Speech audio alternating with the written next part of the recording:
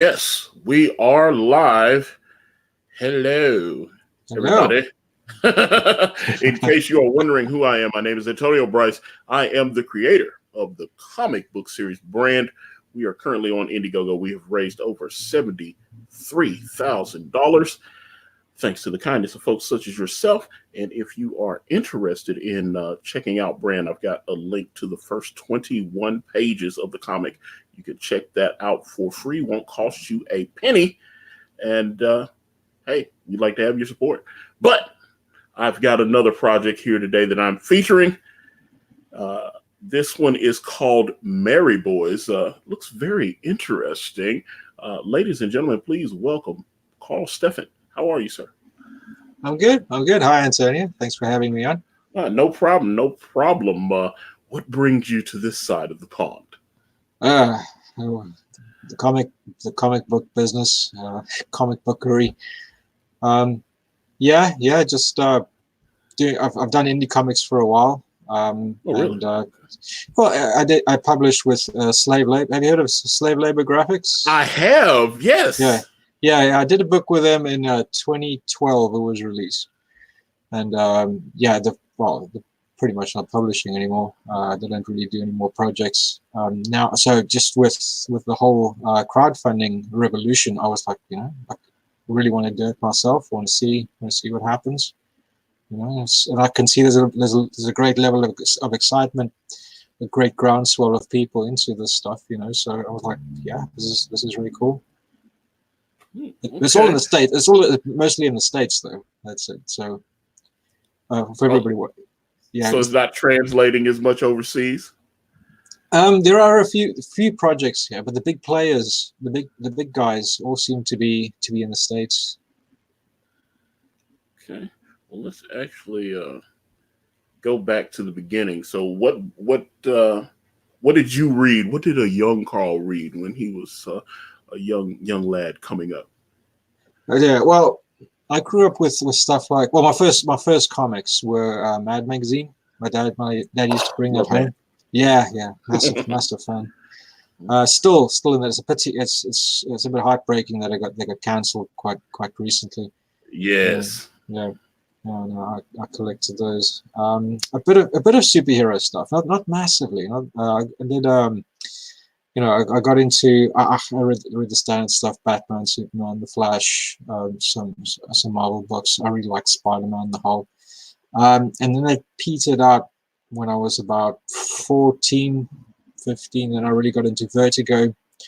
Also read a lot of EC comics, Tales from the Crypt, Vault of Horror, etc. And of course, the British staple 2000 AD.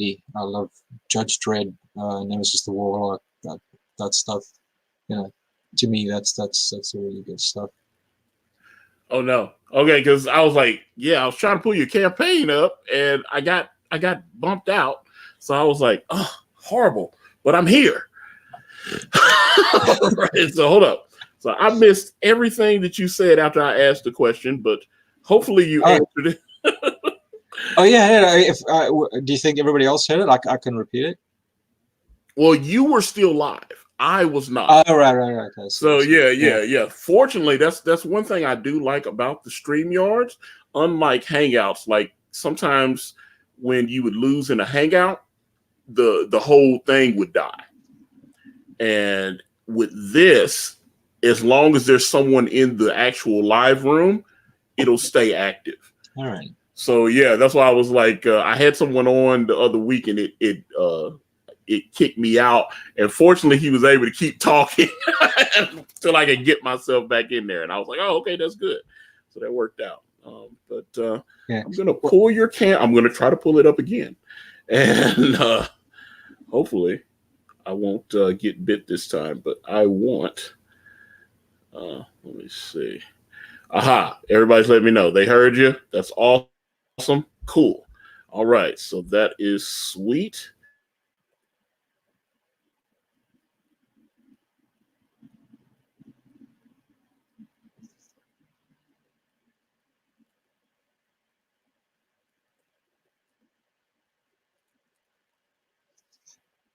It's frozen up now, I think.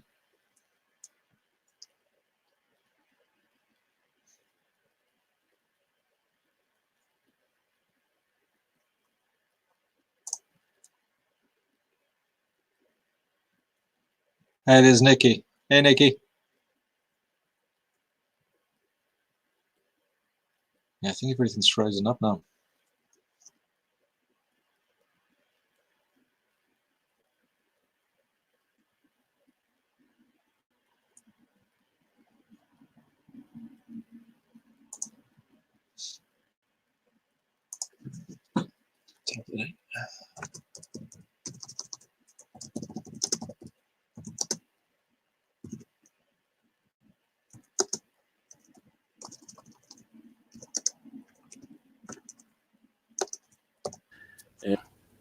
Oh, wait a minute. Oh, okay. Oh God, what is going on? It's like the stream is haunted. Okay, but I can hear because I looked down and there were two of you in the thing, and but that's fine. All right, I see yours. Okay, the screen is sharing. I see your campaign. Proper Comics. So is that your label? Your imprint? Yeah, that's it. It's a very British sort of thing. When you say something is, yeah, it uses a noun here, proper. When it's something is proper, like you get a proper ale, you get a proper this. I just thought I'd use it. And also, it's shortened to PC, which is ironic because it's not very PC. Well, I always when I saw the Proper Comics, I immediately thought of the Guy Ritchie film Snatch, and yeah, where they were like proper fucked. Hey, you know, yeah, there we go. You got it exactly. And so no, trust me, I watch a ton of like BBC and stuff. I love British television. It's oh, that's great. Yeah. Okay. Yeah, I just I like Yaldies and all that. You know, I love I don't know, I love accents. So I was actually excited to have you on when I was like, oh, I get to talk to someone with a real accent because I've always like try to do like fake British accents and stuff like that. And I was like, you know, no, I've watched Snatch like 50 times.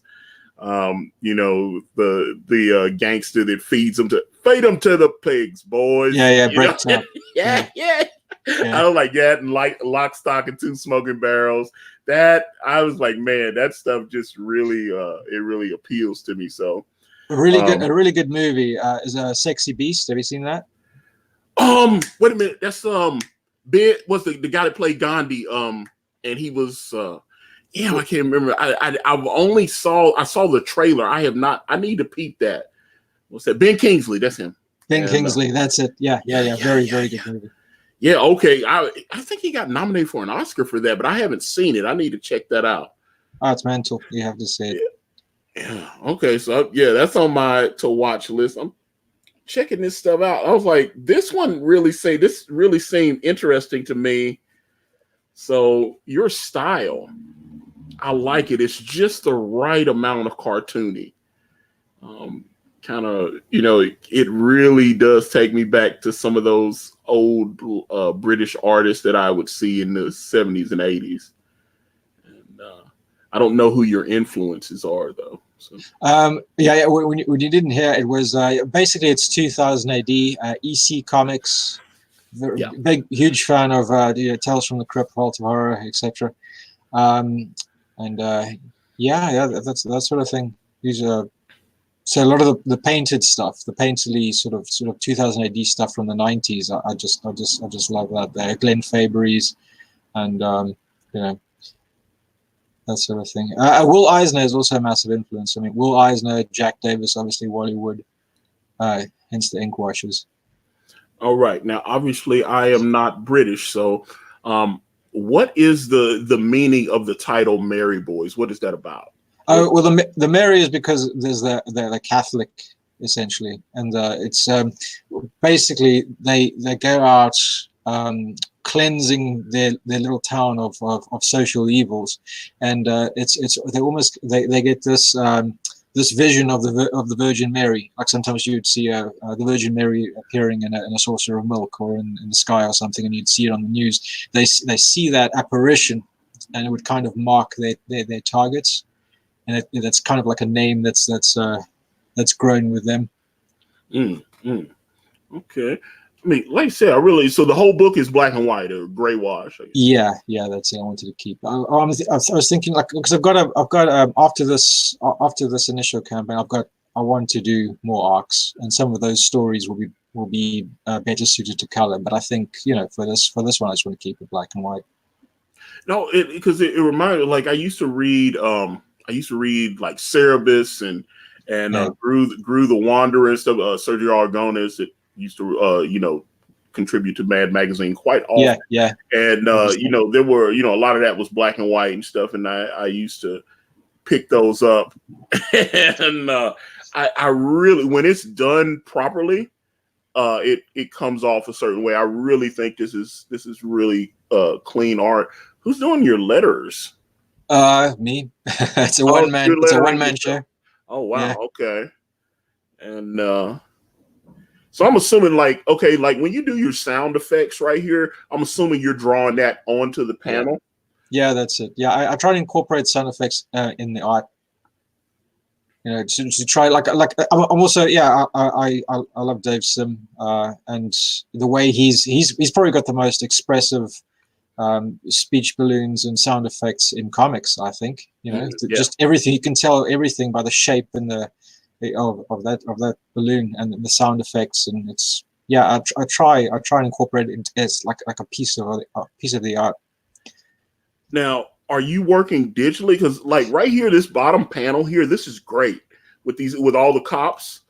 Man, I love this. This is great right here. This is it's very expressive. I mean, I could see this. I'm like, this literally just take me back to like 84, 85, going to the local store and seeing like Mad or Cracked magazine or something like that and being able to pick it up. This is what that feels like. Are you doing digital work or is this traditional? No, it's all traditional. Oh man. So, okay. So like this page is real. This is a beautiful page right here. I love this page. Thank you. I really appreciate it. This would be gorgeous hanging on my wall. That's why I was like, okay. I was like, yeah, this one would be fantastic. I'd love this page. Let's look here. Now, this is definitely giving me like a Mad Magazine type vibe here. You'd see some of those little parody articles of The World According to, and you'd see stuff like that. This is I love this. Look, nice use of shading here. This is great, man. This is great stuff.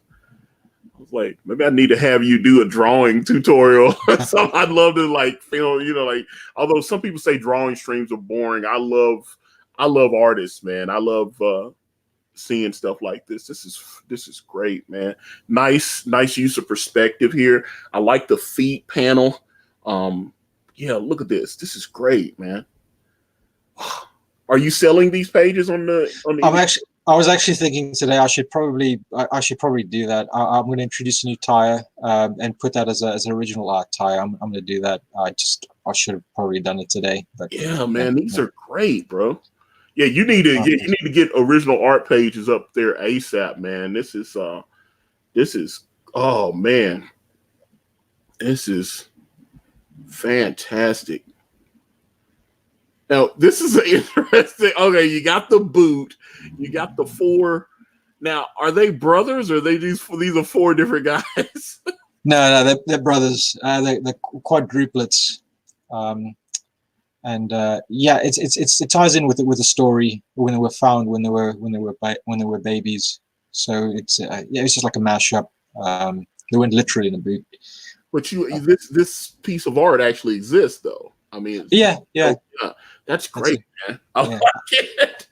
I'm serious, man. I'm getting like I'm geeking out because I'm having like old school like Mad Magazine type vibes and stuff. And I'm really happy because that's exactly the sort of thing I love. It's the sort of thing that inspired me. Yeah, and I had Jeff Smith on a few weeks ago, and that was right at the end of the interview. I asked him about Mad, shutting down, and that was I saw that. Yeah, that was something. Mad Magazine was something I read all the time when I was a kid. So I was just like that. It's such an important magazine. I hate to see that it's going down. So let me actually go back up. I want to talk about the perks that you have here, because your book is not overly expensive either. So if anyone out there wants to, let me see actually what your actual goal is. Okay, that's rather specific, 3,127. But I'm assuming they transferred it into U.S. dollars. I'm assuming you're on your side. It probably was what is it, a British pound sterling? Yeah, that's the reason for it. Yeah. Okay, because I was like $3,127 is rather specific. But yeah, okay, so that's just the conversion. But you've raised $837. I mean, look, I'm telling you, man, this looks great, man. I'm really excited to talk to you. Let's see here. So your first perk here, one thing I would tell you, because I don't see it, I always tell everybody, make sure whatever you think your best perk is, you need to pick that perk and make it your featured perk. All right, yeah. So definitely do that, because when anybody goes to the page, that it puts that little highlight on it and it puts it right at the top.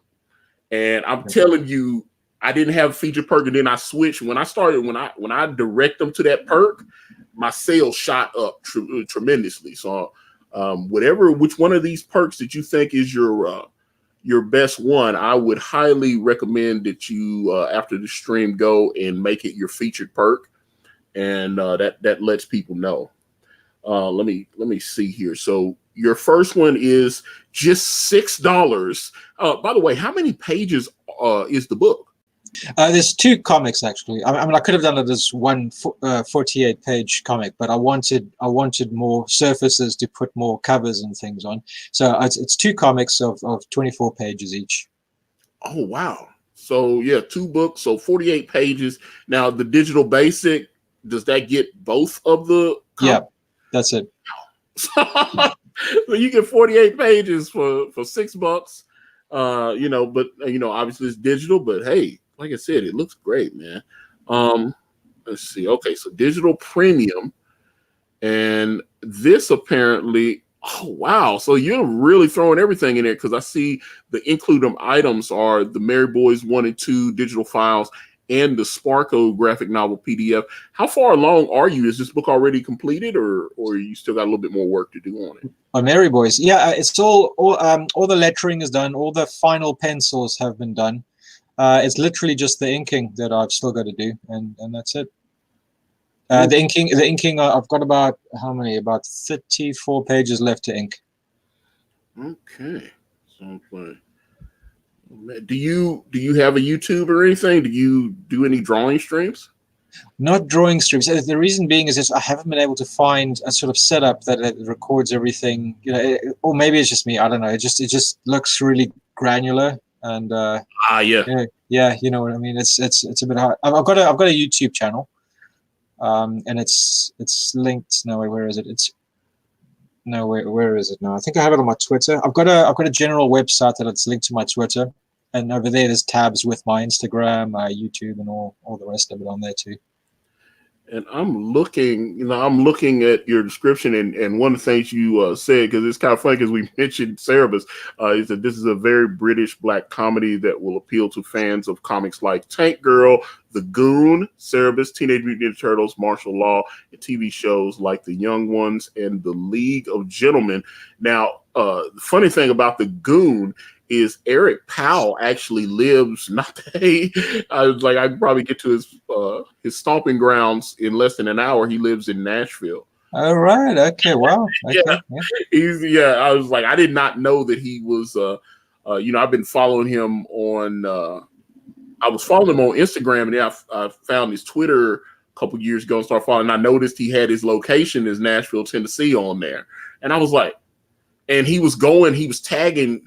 Like he'd go to a pub and have a drink, and he, tagged. And I was like, wait a minute, that's in Tennessee. That's not that far from me. I know where that is. And then I started knowing he was tagging a lot of local restaurants and stuff when he would go out with his wife or whatever. And I was like, and then I found out he actually lived in Nashville. I was like, oh, that's cool. So I was like, yeah, he's someone that I used to see in Wizard Magazine all the time. So I was a big fan of his. I'd love to speak to him one day. Hopefully I'll be able to make that happen with a little elbow grease. But I wanted to ask you, okay, so let's pull this up. This is your print comic for $15. So wait a minute. So it's saying that you get the digital files for both comics and the PDF for the Sparko graphic novel. Now, that's the one you did at what was Slave Labor. Yeah, Slave Labor. Okay, and then so you get the printed version of Mary Boys 1 and 2, and then your name in Mary Boys 1. You get all that for $15? Yep. And every tie you get everything that you got from the previous tie.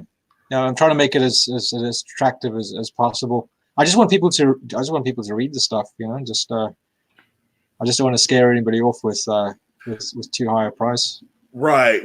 No, I get that. And also I would say, I meant to ask you, what's your shipping like on this? Because obviously you're across the pond, so I don't know how the shipping works there.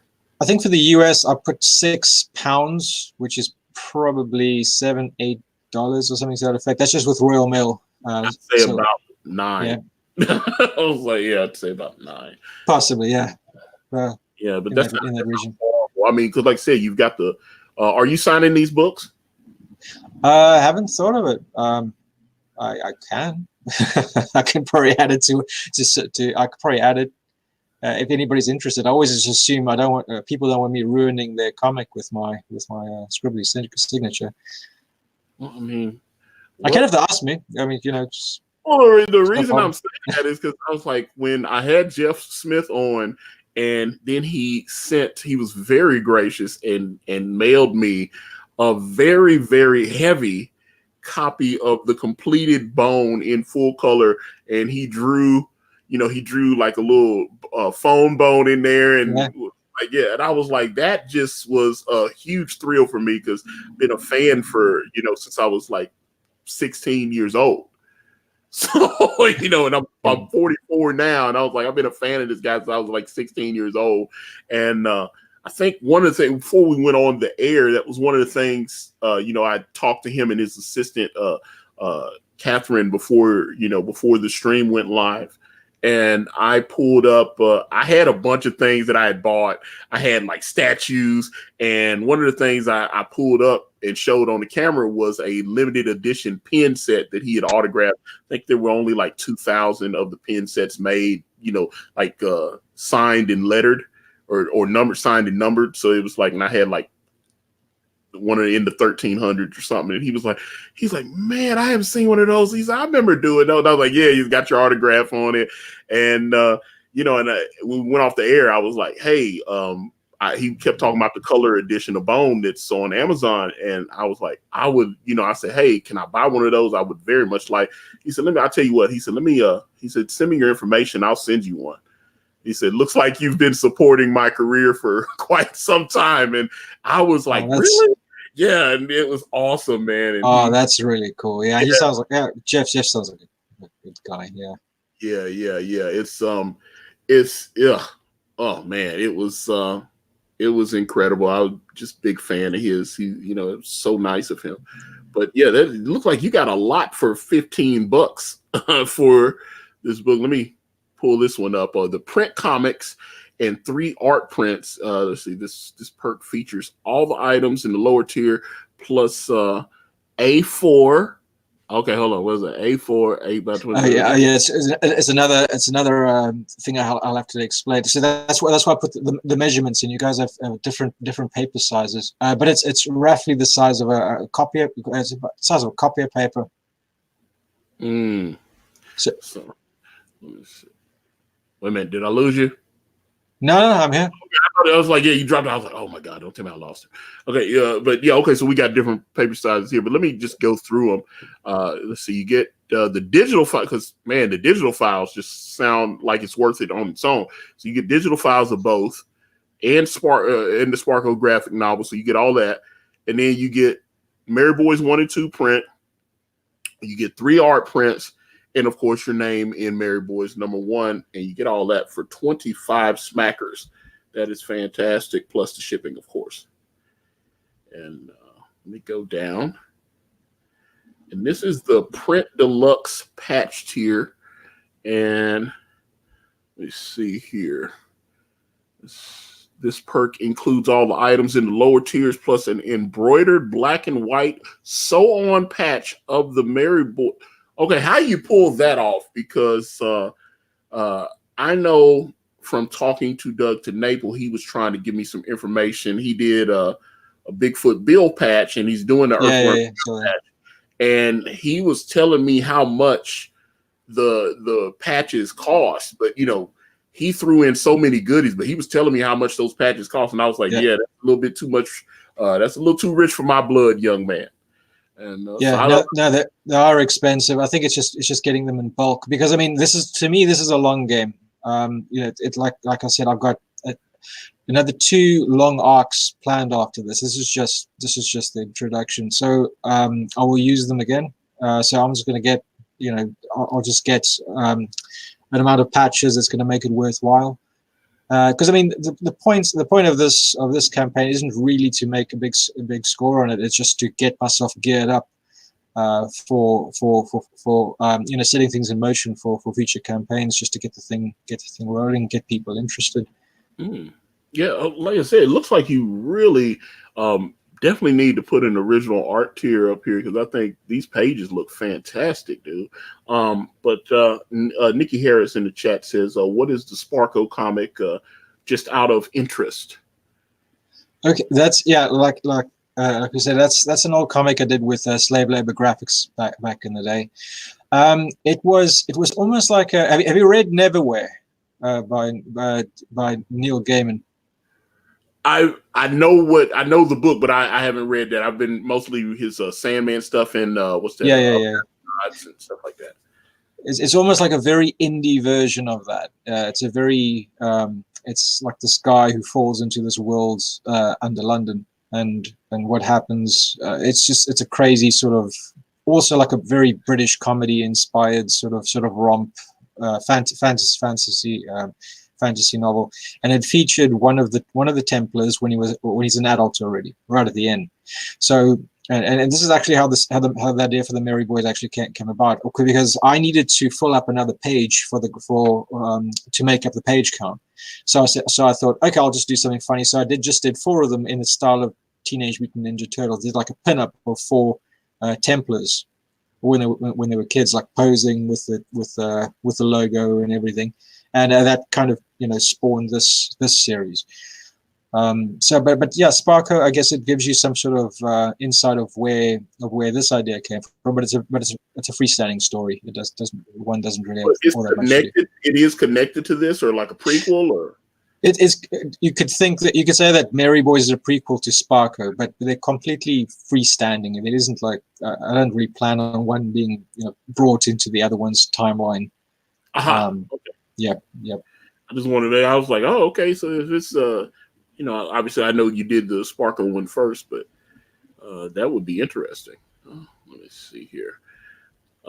Okay, so you definitely need some more tiers. But I think if you go back and add original art, because I was like, yeah, I'm already out of tiers. Your last one is an original sketch, which I see that some people have taken advantage of because it's really cheap. I don't know how big the sketch is that you plan on sending, though. It's not terribly big. It's half of an A4 page. That's A5. I forget what the measurements are for that. So it's like it's bigger than a card. It's bigger than a sketch card. Let's see. It's about copy. So it's about that big. There we go. A5. Oh, hold on. Let me put it on you. Hold on. Let me see. Let me put it on you. Sure. Next to my head. Boom. Aha. There we go. And so that's the size of it, which is not bad. That is, I'm assuming you'll do like basically like, say, I don't know how detailed you're going to get with it. Like if it's going to be like maybe a con double sketch or so. Like a con sketch. What a con sketch. And I was thinking of just doing that and inking that, or like one of a single character. I think that's the way to do it. All right, so let me see. William Crawford Hazel says Carl's doing it all old school with hand drawn art. Respect. I respect that too. I definitely love hand drawn art. I am a sucker for it. As you can see, I have some of it hanging all in my home. Oh, I can see. Yeah. One of the things that, well, actually, I see in the shot, I see two pieces by Matthew Weldon. The one in the center is Matthew Weldon's variant cover for the sequel to Brand Book One, Brand Way of the Gun. So that is one of the 6 variant covers that I'll be shipping out. And then let me see if I can move my head a little bit. Yeah, and that is Beast, done by Sanford Green, who I had on the channel a few months ago. He was promoting his comic Bitter Root, which is fantastic. That they're put out through Image, and they sold the rights for, I guess, a television series to HBO. So I guess he's gonna, if it's a hit, they'll be seeing a few extra dollars from it, because I reached out to him and I congratulated him for that. So that is, he's a super nice guy, and he was doing some original commissions, and I decided to snag one and to get it. Most of the, as you can see, most of the stuff I have is black and white. So this is actually one of only 2 colored pieces I own. So to actually, I mean, Sanford is. I would love to maybe have him come back and see if I can get him to do like a drawing stream or something, because he's got such a unique style. His style doesn't look. I've seen some like Justice League or something that he drew, and he's got like a really funky type style that is just really appealing though. So I was just and again, traditional, although he has I think he has a Wacom. I remember I asked him, and he can do digital, but he prefers that, putting that pen to the paper. So and that's why I'm saying, like, just looking at your art, man, it just looks really, really cool. And so if you're how long have you been drawing? I mean, did you go to school? Because some people are self-taught and all that kind of stuff. No, self-taught. No, just it's like everybody. I guess it's the staple sort of answers. As long as I can remember, I've been drawing. At some point, I just decided I come and teach myself color theory, perspective anatomy, design. I just went through a series of videos, and I just taught myself what I could online. Right. Okay, man. I mean, like I said, book looks really good, man. Are you going? Okay, so you obviously have, in this particular campaign, you've got 2 different books. And so, are you planning on, or is this the whole story, or do you got a series of other books that you want to do? This is going to be the origin story, and it introduces the major characters and introduces you to their world, and then there's just going to be another 2 arcs after that, and the arcs are composed of shorter sort of stories ranging from 1 page to 5 pages, and then they will all converge and tie together into like a sort of finale, and knock onto the next onto the next stage. I've been planning this for quite a long time. So I feel like I've fleshed out the characters. I really know who they are, what they are, and where they're going to be driving far into the future. So you're writing. You're the writer on this as well. Yeah. Oh, all right, man. One man. Yeah, I love it, man. So you wrote it. You're the artist. You're doing the letters. You're doing colors where they're necessary or whatever. So I'm like, I'm scared of you, brother. You just, I'm like, can you give somebody else a job? Can somebody else get a job? Well, I think in the future, I would like to do some, if it's going to be interior colors, then I will, I think I'll buckle and I'll get somebody to do color flats, Yeah, man, it looks great, man. I think I'm like it. I want to do a book that has this kind of style. I have some ideas for a comic. There was a couple of different, because someone was like, once we finish Way of the Gun, Kane is supposed to start doing Fearsome with Ethan Van Sciver. So I was curious. I've been looking for, so I was like, man, I think your style would lend to what I was wanting to do. There's a concept I have for a comic that I call the Burger Wars, and it sounds crazy. It's fast food. It may seem foreign to you though, because I know y'all have fast food over in Britain as well, but I don't know. It might seem very American, but I want it to kind of have like that kind of style, like what you've done. I want it to have that. I definitely, I want it to be more. It'll be more mature, kind of, maybe a little mix of like Beavis and Butthead, South Park type humor. That actually reminds me. Well, you mean like McDonald's versus Burger King? Yeah. That's exactly yeah.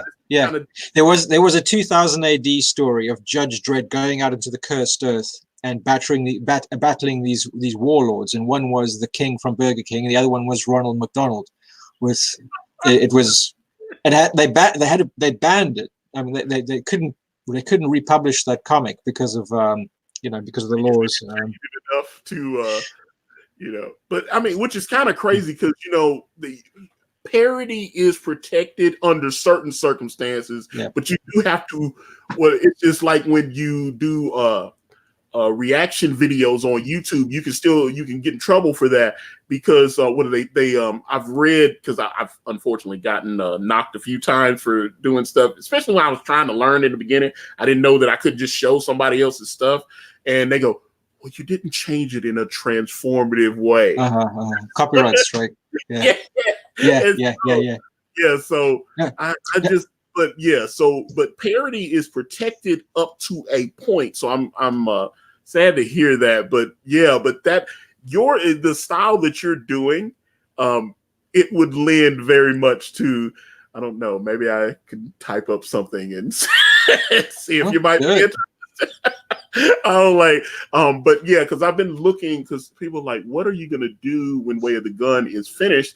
And I'm like, because I definitely want to do kind of a layover book while Kanan is working with Ethan. I want to try to just, fund. It doesn't have to be a huge blow up hit, but hopefully if we do it right, I don't know, maybe even the gray wash because like I said, the gray wash looks great, but maybe, or you could even offer, I could see doing like a gray wash version, because some people are asking if I will do like, once we go, get in full print, maybe go back a year or so from now and maybe release a black and white version of Brand, with just because we changed and everything. So it's just something I've considered. I know I've talked to Kanan about that. And so maybe, since we'll already have the files, might not be the worst idea on the planet. So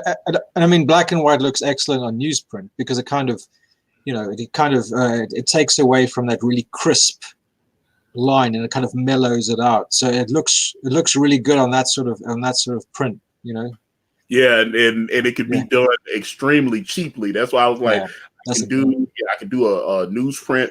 Boom, I think I have the cover that I want to use for it. So it's something. It's definitely something that's on the radar, just not right away. But your book looks really, really cool. I might have to throw a few dollars behind that, but especially if you get an original art tier. Let me see if you throw something up. But like I said, that one panel I saw with the coppers, I really dig that one, man. I just I thought it looked really cool. Hold on, let me go to the chat. Let me see. I'll pull up Nikki Harris. Boom. All right. Nikki's really active. Yes. Will your book be on newsprint or the glossy stuff? I'm thinking a good quality uncoated stock. It's not newsprint, so it's going to be thicker than that, but it's not going to be glossy. I'm going to get some test prints just to see exactly how I want to do it. But yeah, I wanted to have like this old sort of almost like on some of the old Will Eisner collections that I have. It's a nice thick sort of paper. and it doesn't have that coating. And because I'm doing almost like a semi Will Eisner sort of style with the washes, I think that would probably be the best reproduction for the comics. Okay. But I mean, I actually think, you could probably print this, because since you are doing the gray washes, I think newsprint might actually do. I've seen some of I got some samples sent to me a couple months ago. And but unfortunately it was a full color. He sent me the same book, but one was the newsprint version, and then the other was, with the like glossy, I guess 70, 80 weight on the paper and everything. And unfortunately with the colors, the newsprint really muddied it up, but with what you're doing, I think newsprint would look, and it's not cheap. You could there's some really good paper stock that's not gloss that I've seen. And I just, like I said, everything, keep it affordable, and you already I mean, it looks like you already kind of have everything set out, man. It looks really cool, man. Thank you. It's weird having a comic that you work on for a while, and then it's like your baby, and then it's like yours, only you get to see it, and then suddenly you put it out there on the internet, and then everybody talks about it, and it's weird. It's like it's all of a sudden you get attention paid to it. It's getting used to it. Well, I've been in that situation where I was working on a comic and no one was talking about it. I've had that. Which was brutal, because I maxed my credit cards out trying to, I was buying like Twitter ads and Facebook ads and stuff. I was like, well, if you don't advertise, no one's going to see it. And do you think ads work though? Do you think it actually makes any difference if you do the Facebook and the Twitter ads? I don't know. I'm very skeptical about. Okay. No, that's a good question. My tests with Twitter were not very good. I know some other people that said, now my test just using Twitter, period, the free stuff, thumbs up. I've made a lot of money just retweeting and doing that kind of stuff. But doing the Twitter ad where they bump it up and then everybody sees it, it wasn't very good. So, and it's expensive. Even even the $50, they'll be like, oh, you pay us $50 and maybe 1,200 to 2,500 people will see it. And I'm looking, and I've got the data back, because they run it for, a day or so. And then, they get those impressions up. And when I look down, I check the data, and I'm like, okay, so this many people saw it. They're looking at what they call engagement, who actually looked at it and maybe liked it or retweeted, that kind of thing. And I was like, the engagement was okay, but I'm looking at, they say, hey, that's engagement. That's great. But I'm like, if it's engagement without an action, and what I mean by an action is going to the page and maybe possibly making a purchase. Yeah. So if I have 300 or 400 people that like the tweet, and then they may actually go to the Indiegogo and check it out, but they didn't make a purchase. I've heard some of the criticism that, fine, you get your engagement and sometimes you get your interaction, but it's not your target audience. It's not your comic book people. It's not comic book people specifically interested in crowdfunding. Yeah. And now you can target that more on Indiegogo. I mean, not on Indigo, on Instagram. You can, so like on my Ikari Press Instagram, we've got almost 12,000 people that follow, like 11,500 and some change. So I'll put a post up. Normally I'll take somebody else's art now that looks really cool, and I'll start noticing when I look on my analytics, and I'll start checking. I'll be like, whoa, this one's going crazy. Like you can tell after you post so many things with the audiences. If I find a piece of art from one of the art, like I'll post something from like a Tyler Kirkham or Jim Lee, or Rob Liefeld might post something up, or just any there's a guy Mike Bowden that I like, and Gabriel Del Otto, Francesco Mattina. It's like they'll do, he does a lot of digital stuff, but it's super detailed and everything. And so like he did like a zombie Batman variant for Deceased. DC zombie thing that they're doing. So he did one of those, and I noticed when I posted it, my phone kept lighting up. It was giving me hey, this person liked it. Hey, this person liked, hey, and definitely use your tagging system on Instagram. That's one of the biggest mistakes I've seen people do. They'll post a picture and they'll be like, okay. They don't put the hashtags on there. Yeah. And so, like, I posted a picture of the Joker, right? And then I put all the, they got the Joker movie coming up. So all those hashtags are hot right now. So I put them on there, and all of a sudden my phone's like, boop, this person like, boop, boop, boop. And I started noticing it was going crazy. So that's the piece of art that I need to advertise. I was getting the right. It was going crazy. I could tell just from a couple of hours. Like, I'll post it before I decide to make an ad out of it. I'll post it and I'll wait, like, say about 6 hours, just kind of as a test to see.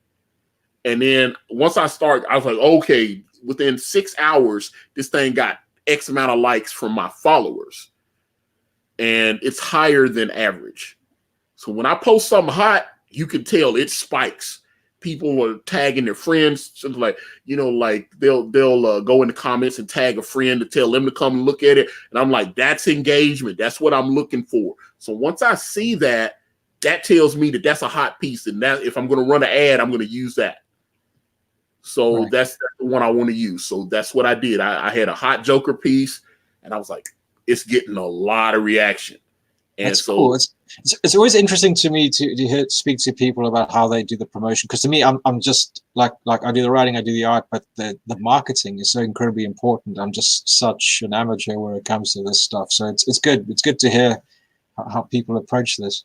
Yeah, and it's the same with the PDF. Like, we're running late on the book, although thank God we're on the last 8 pages. So 8 more pages, and then I can have everything prepped and colored. And but everybody was like, Antonio, where's the book, man? What's going on? And I was like, I started looking. I said, I've got quite a bit of the story. I can take 21 of these pages, because there was a little break point that actually was kind of an accident, because Kanan added an extra page when he was doing his layouts. And I was like, that wasn't in the script, but I was like, leave it in there. And so he went ahead and rendered the page. It's once he did that, and I started looking over my color files, I said, this page here where they teleport out, that's the stopping point if I want to do a preview. So then I took those pages and, had the font added to them and put what I thought was a very nice PDF.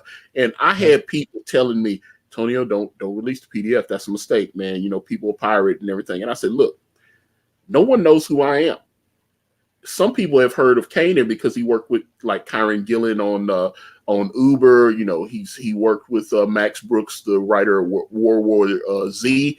That he did Harlem Hellfighters with him. He's done. He's been working professionally for 13 years. And Ethan Van Sciver is in the chat, and the book looks great. Mr. Van Sciver would like to know, are you Comicsgate? Yeah, I don't. To be honest with you, the DNA of this comic is completely Comicsgate. I saw the gentrification thing. I thought that was funny. But your pages look great, man. I was like, just the ink wash, all that kind of stuff. Obviously, I love Ethan. Ethan is a dear friend, and he helped me. And if Ethan would, obviously Ethan could put some eyes on this project, because it does. I mean, you're only trying to raise $3,000. But I definitely think you need to put an original art tier up there, because your pages, once you told me that the gray washes just look beautiful, dude, I love them. And yes, this is, you've got a great looking project here, and you're not asking for a lot of money. I say, your book is cheap. Not only that, you're getting all the PDFs from your other book and the other. I'm like, you got a lot of stuff going in here. I mean, hell, you could just get the digital perk for $6, man. So, yeah. I got you, Ethan. Okay, so we're gonna bring Ethan on. So you're gonna get an audience with Ethan Van Sciver. This is interesting. Okay. So yeah, we're gonna bring Ethan on. Let's get him in. Should have won a tie. Well, all right, hold on. All right, Ethan, I'm about to drop it in there on you. Here we go. John Malin's here too. Well, I'm like, okay. Well, I mean, is he asking for the link? Because I'll send John the link too. You know, John's been on. You know, John is always welcome on my channel. You know, so let me see. But Ethan's got the link if he hops on. And yeah, I see Malin. Boom. Malin, are you coming in too, or do I need to send you the link because we can all get it going? But Mr. Van Sciver will be on. But no, dude, your book looks great, man. Matter of fact. Oh, okay, cool. John, okay. So matter of fact, just for some of the new people, hopefully I won't I'll wait till Ethan comes on before I do it because I don't want to try to do the share screen and bump everybody out. Oh, there he is. All right. So here he is, ladies and gentlemen, Ethan Van Sciver. all right. Mr. Stephan?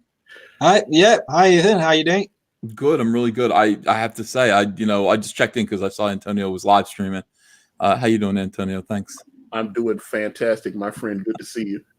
Yeah, I'm great show as usual. I looked at the book and the book looks like a winner to me. Are you an old school, like, kind of EC guy? Massively. Yeah. I love EC comics. And big mad fan. Yeah, no, that's my DNA. And Will Eisner. I love Will Eisner stuff. Yes, that's what I was going to say. I was going to ask about Will Eisner and Wally Wood. It's all in your work. It's absolutely beautiful. I'm going to give you a couple suggestions for your Indiegogo campaign, if you don't mind. If I'm presumptuous. It says Merry Boys. I'd like you to see if you can get an image of the artwork up there instead of the video that just has this logo. Okay. This logo for your company, because people are going to skip right by it. Just as somebody who's seen a lot of these campaigns work, they need to see a very arresting image right away. Are you doing the share screen? Because I was like, if you're doing the share screen, let me put it on yours. No, I'm not. I'm actually just looking at it, and going through it. I scrolled through this and was, I always look, when somebody's talking about a new artist and an Indiegogo campaign, I just want to check and see if it's somebody that, like, is really, really good or somebody who's kind of an amateur. But this guy's really, really good, and he should get funded pretty quick. And the reason why he's not, I would say, would probably be because you're going to share that the campaign image. Let's see. Look how good that is. Dude, you're a fucking Eisner winner. Yeah. Oh, that looks better. I got a logo. I got the video logo. See, I'd rather see that up there, or I'd rather see an image of all the boys together like that. That's what I don't want to see. That doesn't help me. That looks great. Let me see what else is there. Just like, you got to get somebody in the first few seconds. That looks pretty good too. What else? Trying to see the best image possible. That is really funny. Great. Any more? It's the last one right here. And that's as you can see, it cuts off there. Yeah, but I mean, he's got some great. Let me go back down because I want to show this, because one of the things I told him, he definitely needs a featured perk up here, and I thought once he showed me these little gray washes, I thought, like, this stuff Look looks how good that is. Yeah, dude. And like I said, he's already about a third there, but I love this page because I actually want this page. This page here with the buy a page.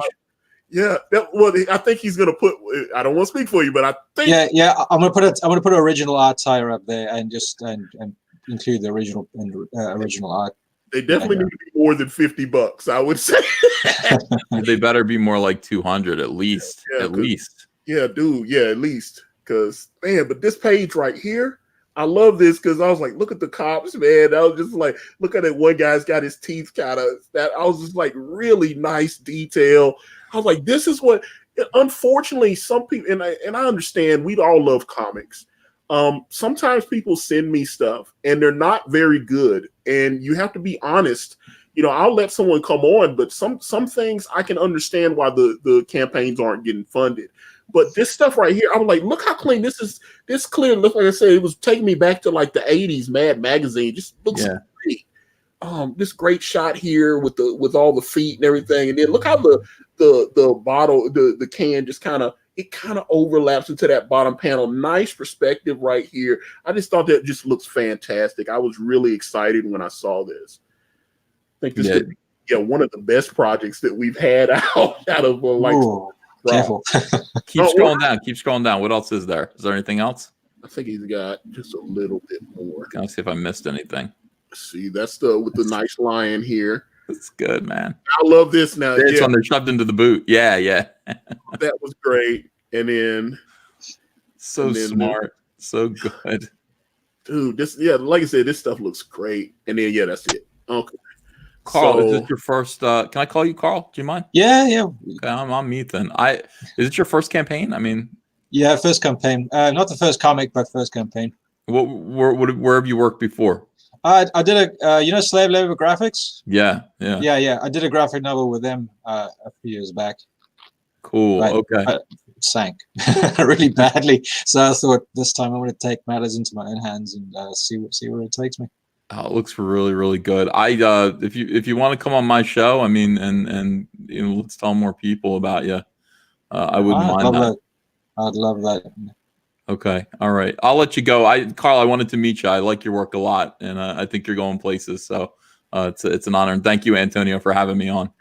I love you, brother. Thank you so much. Love you too. All right. See you later. Cheers, Ethan. Right. Cheers. All right, Ethan Van Sciver, folks. And sounds like you're going to make a trip. So I can tell you from my experience going on the first time, it really helped. I went to bed and it was like $4,000. All of a sudden, I was like, "Whoa, where did this come from?" And then I went to work and I came back and it was like at $8,000. It was like it just kept going, So, Ethan, and he doesn't have to share his platform. He's always been so generous. It's just like, I don't know. I feel very protective of him because he helps people, and then obviously things happen and. It's like I'm telling you, I had $84 in the bank and I had maxed my card. I believed in brand. I was like, we've got a great book. Why isn't anyone, I'm spending thousands of dollars on advertising. I can't get it.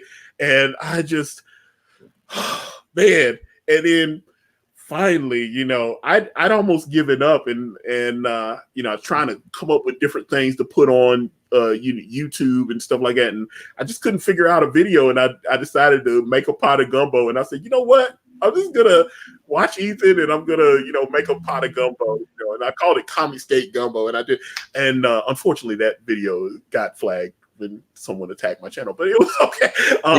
Wait, for making gumbo? Well, I had 300 videos that and they're looking into it. They've been looking into it for 6 months, but all my original interviews, that I had with Steve Englehart, and I had Ann Nacini on, and I had Sanford Green. Fortunately, through various means, I've managed to restore all those interviews. I was like, thank God. But there were some older, streams that I had, like, some indie creators, like, first time I had Kane and White on stream with me,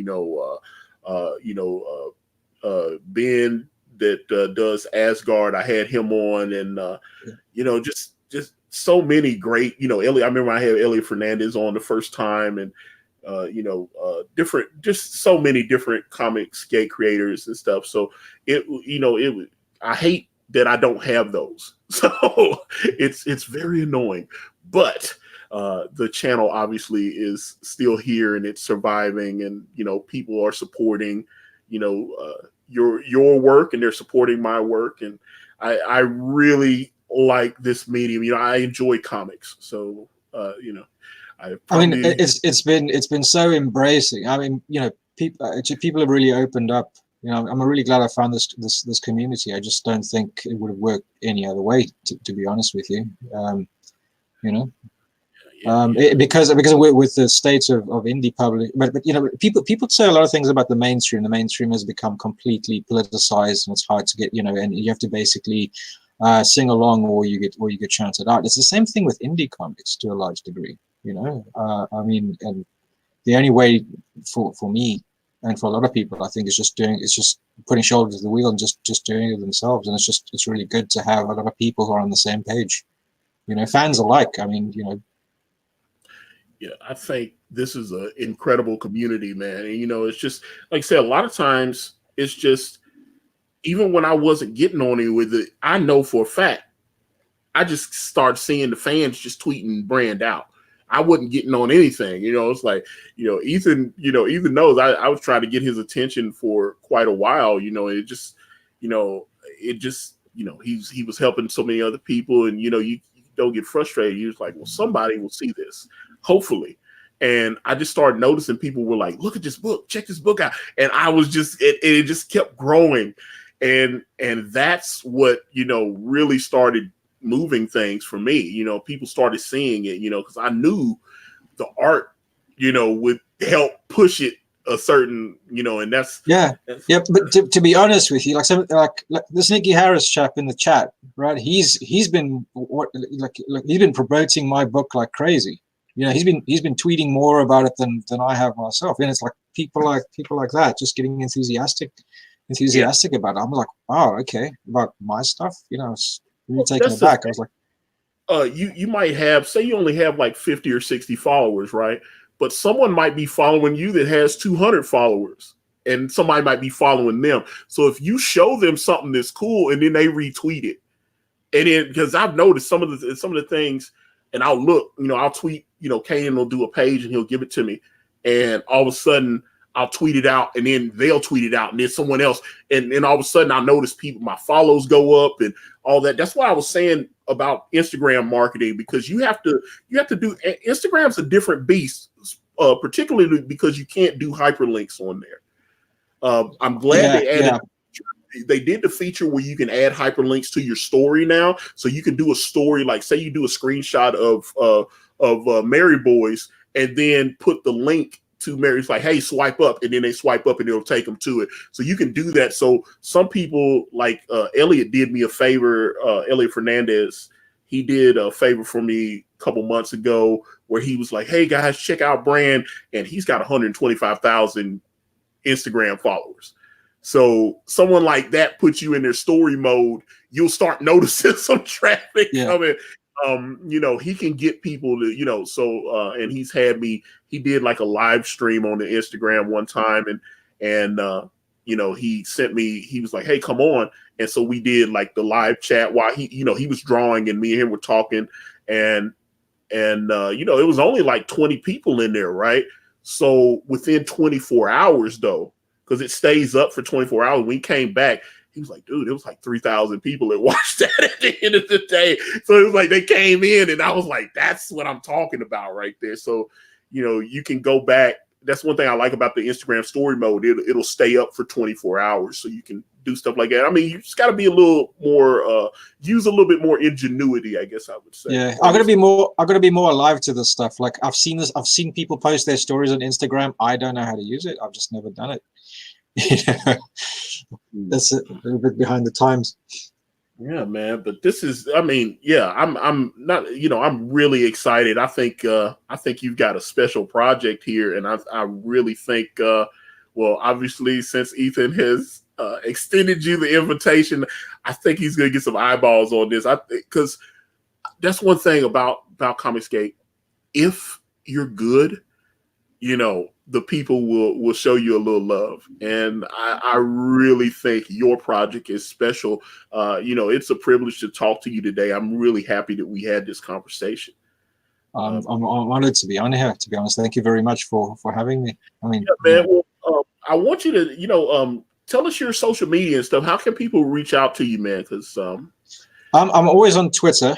That's probably like the main thing. So it's at MaryBoys1. One is the letter number one. The reason it's MaryBoys1 is because I had a hell of a time registering a Twitter account, because have you seen the tagline? It's for teenage Knights Templar at the fag end of the 20th century. I think I kind of shot myself in the foot with the fag.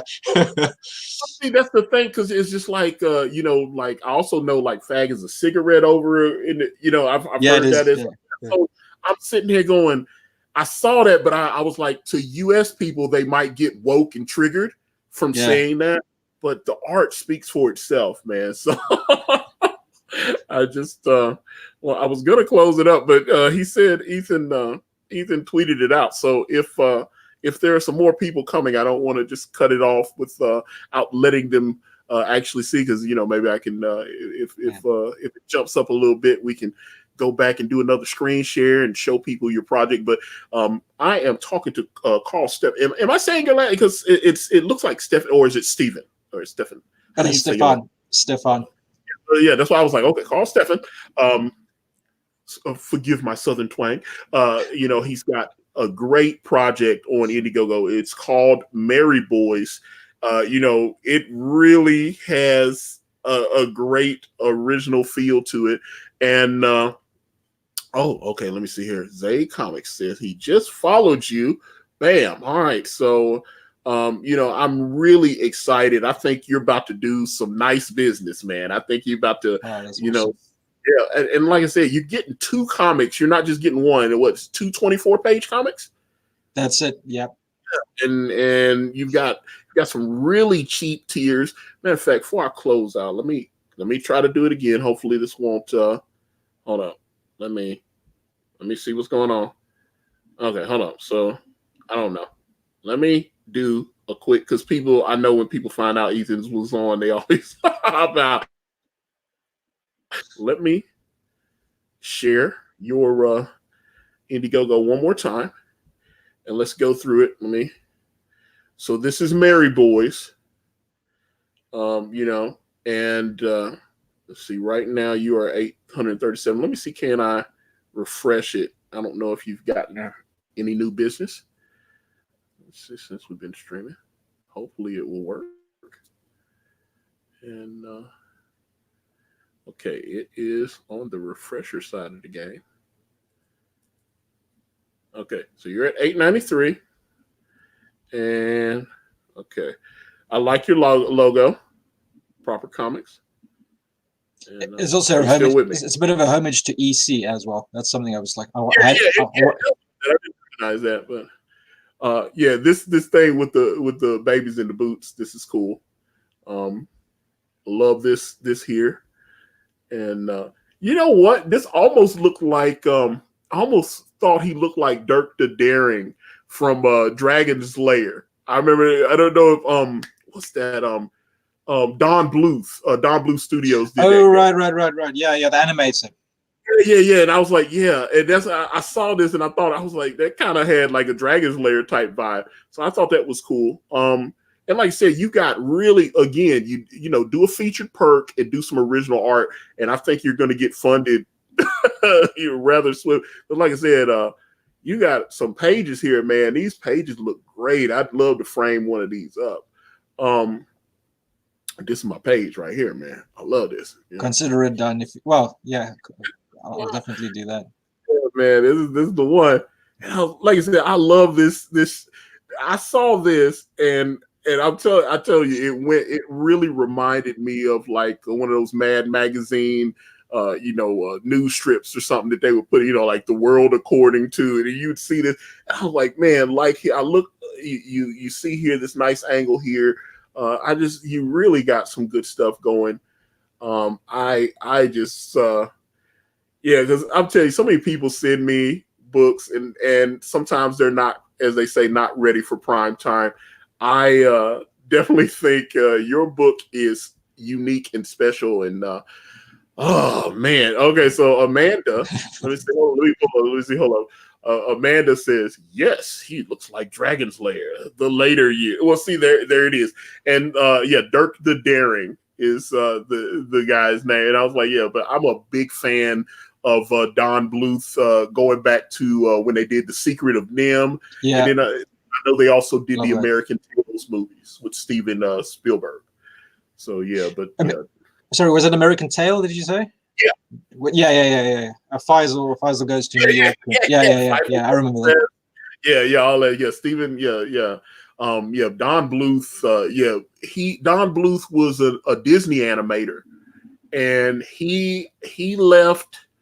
Well, Disney was starting to. I think it was after they did the Fox and the Hound the movie did not do as well as they thought it was going to do. And for a while there, they said Disney was going to get out of doing the animated movies, and then they came back. I think they had also did the Oscar, the one with I can't remember Oscar and something. The one Oliver, Billy Joel. Billy Joel was Oliver and Company.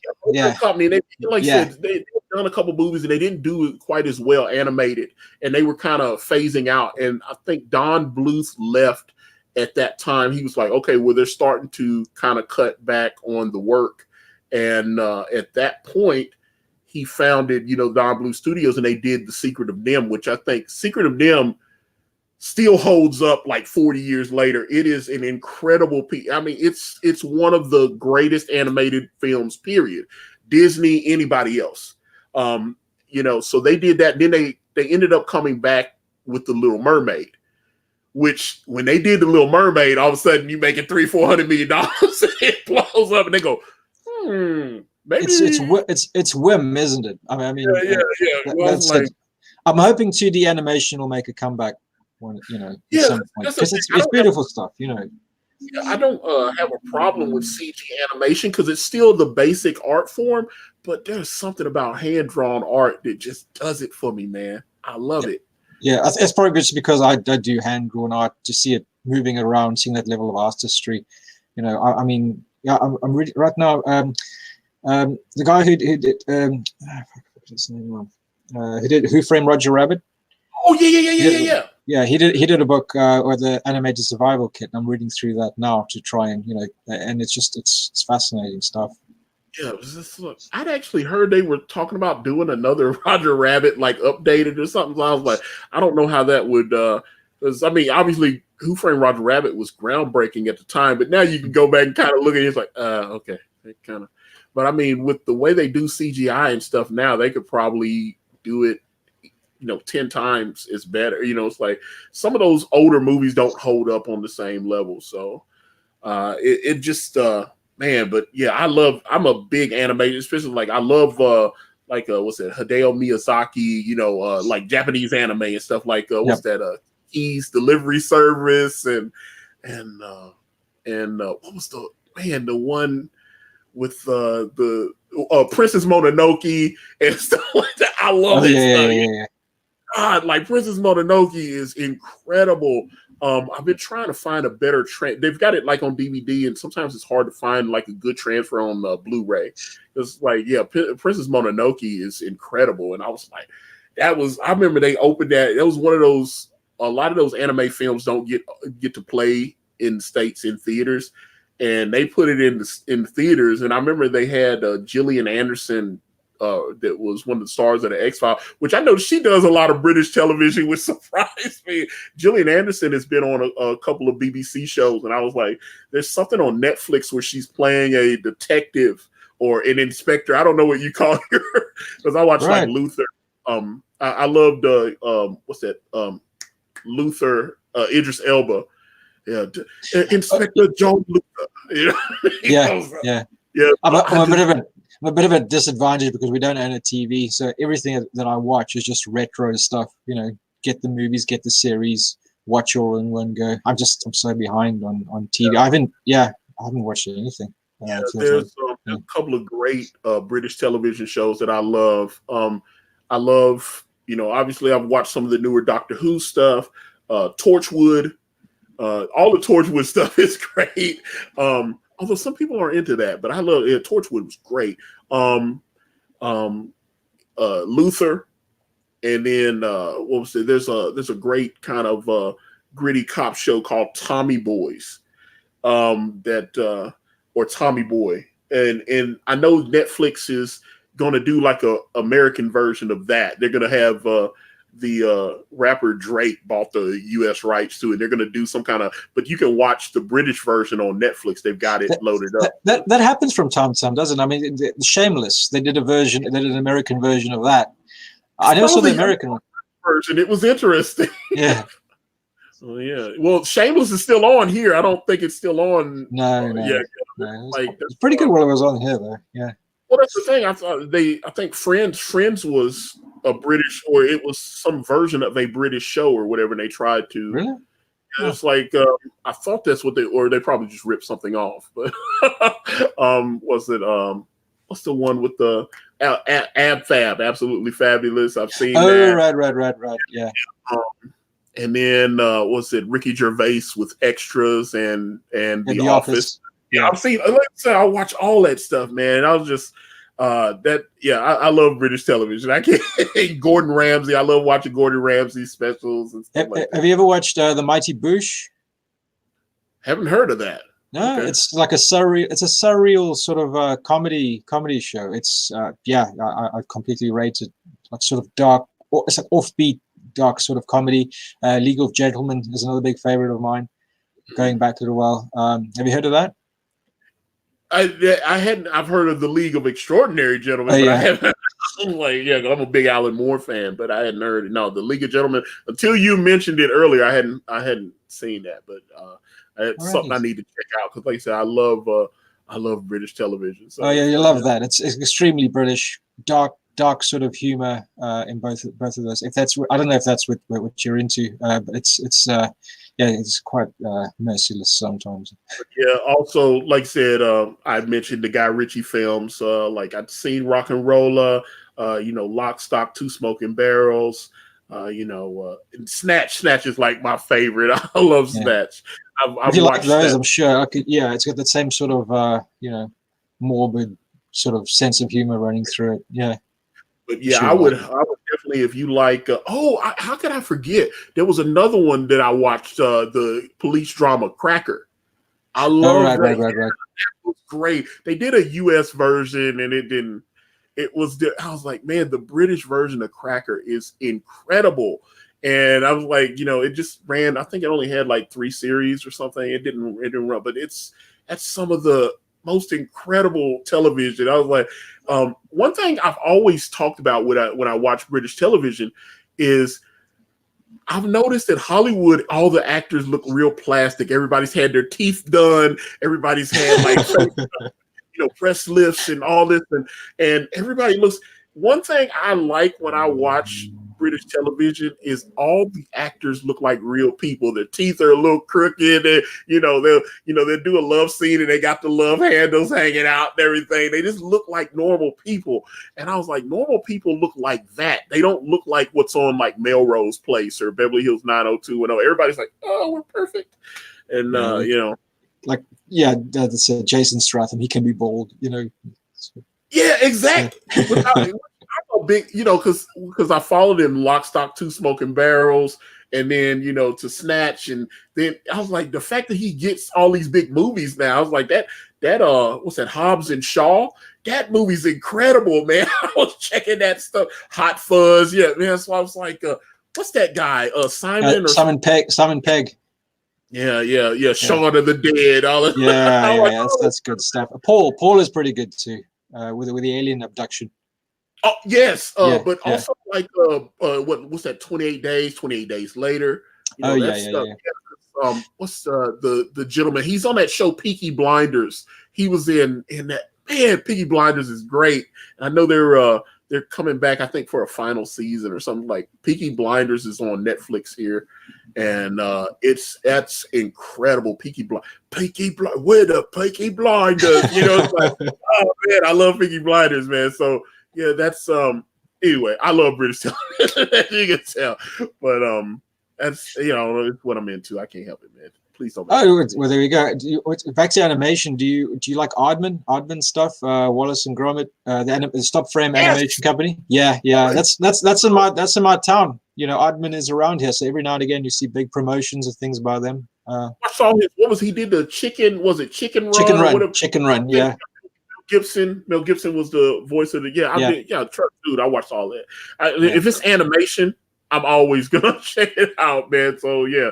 But yeah, Wallace and Gromit. There's like a video game I think he was one of the producers of, because all the people in the video game, I'm pretty sure they modeled it after his style, with the big lip, the way he does his lips and everything. Yeah, it's like a signature. It's like a signature, that big mask with the big teeth. And I'm pretty sure. I can't remember the game, but it was like I think he's like a producer on it, and I guess he had done the character draw, did all Nick Park. Yeah, he had done all the and I was like, I can't remember the name of the game though. I was like, oh God, because I was like, man, he's got a video game. That's great. No, but no, like I said, I used to watch the old, like a lot of that old claymation type stuff, like Gumby, and what was the other one with the guy Davey or something? I think it was geared towards Christians, and the guy had a dog. He was like, gee, Davey. I can't remember the name of that, but man, it was all claymation style and stuff. Yeah. So I found that stuff fascinating. So yeah, I love that stuff. Absolutely love that. Yeah. If I could start everything, I'd probably go into stop motion animation, because I love shows like Morph, like Trapdoor, and Gumby as well. You know, see, there brilliant you go, stuff. Man. Yeah. Well, see, they bring Gumby back now, and it would be, it'd be all CGI stuff. It would just be Gumby, but it'd be CGI. Which, I mean, I've seen good CGI, I've seen bad CGI, but there's something about, like I said, my absolute favorite is just hand drawn animation. That is just I don't know, something about actually having to, I've watched videos where they have to, like some of the old Lion King and Little Mermaid stuff, they have to draw it and then they have to move it just a little bit. And, you have to do like a little flip book to make it move. It's like, oh, okay, just to make sure and then you pass it off to the cleanup person and all that kind of stuff. I'm just fascinated by that. But I don't even think that's going to exist. Even if we do like a more cartoonish animated style, it'll probably be done on like a tablet or something. It'll be illustrated digitally, I'm sure. It'll be, that's it. Because now you get the software and everything. It's just a different ball game. It's like a niche. Yeah, exactly. It wouldn't be any reason. It's like, I waste thousands of pieces of paper doing that when we can still do it, but it'll just be on digital. But at least they'll still be drawing though. So I mean, that would be great. But Karl, it's been a pleasure, man. Let me go ahead and again check out Merry Boys on Indiegogo, guys. It is hot, and hopefully you will be seeing him shortly. I guess when they can figure out what a good time to stream would be, you will be seeing him on Comic Artist Pro Secrets with my good buddy Ethan Van Sciver. Again, Karl, let them have your social media so that they can like track you and hang out with you and whatnot. Sure. Should I put it in the chat? How should I do it to type it? It might be easier to just type it in. Because the Twitter, I think the main place is just Twitter. I'm always on Twitter, so it's Merry Boys, letter 1, Merry Boys 1. All right. Well, yeah, and I will number 1. Those of you that are here that follow me, I'll make sure that I'll tag him into this when I retweet this live stream and everything, and get some more eyes on it. We definitely want to make sure people see him. And Nikki Harris did that. Merry Boys 1. That is correct. All right, guys. We're gonna get out of here. I am extremely happy that Karl Stephan joined me here today. This, like I said, I think this is going to be a special book. I'm very much looking forward to seeing where he ends up, especially after my special friend can get a few more eyeballs on it. But with that being said, I'm going to wrap this video up. And if you guys want to reach out to me, I'm on Facebook, Instagram, Twitter, and right here on this YouTube channel, everywhere is at Ikari Press. And if you type in IkariPress.com, it will take you directly to my Indiegogo campaign for my comic book series brand with the phenomenal Kane and White. We're on Teespring. We're on Amazon.com. The links to those are in the description. Back Merry Boys, guys. Brilliant. Thanks, Antonio. Thanks very much for bringing me on. Really, really appreciate it.